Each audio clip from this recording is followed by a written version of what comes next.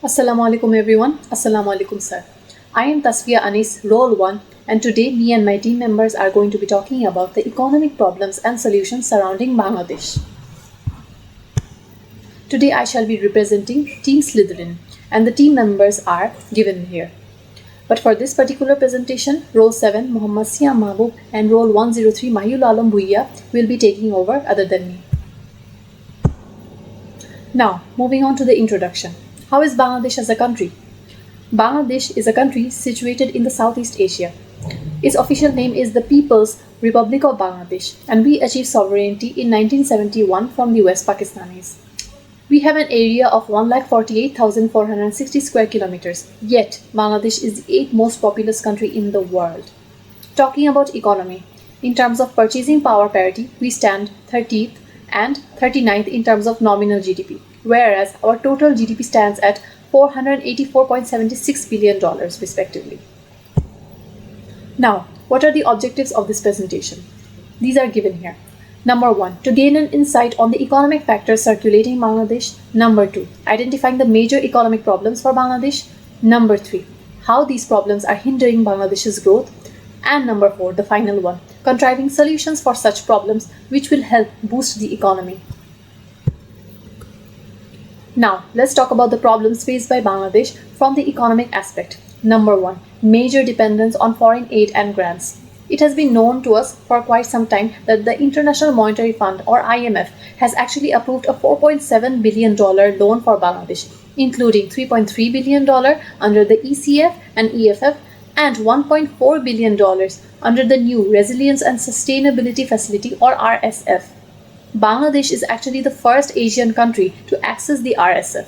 Number 2, lack of capital to purchase resources. Bangladesh is actually a third world country. And being a poor country, Bangladesh is actually depending more on its import rather than its exports. From basic commodities to major projects, Bangladesh has to depend on capital given by foreign aids and grants. Due to having capital shortage and instability to use the natural resources, Bangladesh is unable to purchase resources from outside or cope up with the growing demands of fuels as well. Number 3, political instability. Political stability, social peace, and discipline are the preconditions of a country's economic development. The political movement has an effect on production, investment, and overall economic development of Bangladesh. But we, the citizens of Bangladesh, have been experiencing political instability and volatility since eons, and that's why it has been hindering our economic development. Moving on to some other major problems. Number 4, population. Bangladesh is actually an overpopulated country and currently it has about 16.52 crore people living.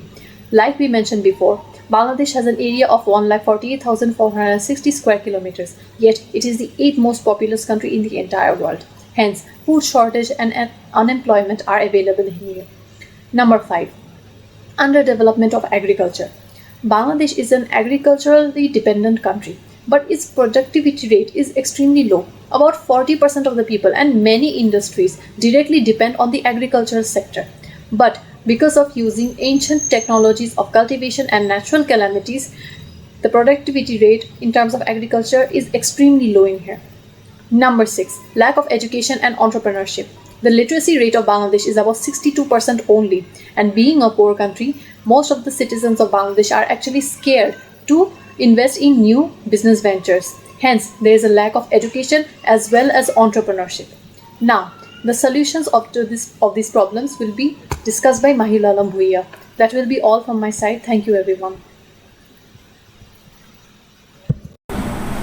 Thank you, Tasfianis. Assalamu alaikum everyone. I am Mahul Alam Bhuiya. Now that my teammate has talked about the economic problems faced by Bangladesh, we have come up with 6 fundamental solutions to it. Let's get to know this one by one. So the first one is agricultural development. Agricultural development in Bangladesh can play a critical role in solving economic problems by increasing agricultural productivity, creating employment opportunities, and reducing poverty in rural areas. To achieve this, the government can invest in modern technologies, better irrigation system, and improved farming practices, provide access to create and market opportunities, and promote diversification of crops. The second one is population control. It can help solve economic problems by reducing pressure on resources, increasing human development, and boosting economic growth through increased investment per capita. To achieve population control, the government of Bangladesh can promote family planning and birth control, encourage education for girls, and provide access to healthcare services. Additionally, increasing economic opportunities for women can lead to higher levels of education and economic independence, which can lead to reduce in birth rates over time. The third one is anti-corruption mission. An effective anti-corruption mission can improve the governance, attracting foreign investment, and improving public service delivery. To achieve this, the government can enact anti-corruption legislation, establishing anti-corruption bodies, and improve transparency and accountability in public institutions. Additionally, public awareness campaigns can help promote a culture of honesty and integrity, and civil society organizations can play a role in monitoring and reporting corruption. I am now going to change the slide. So, the fourth one is technical education.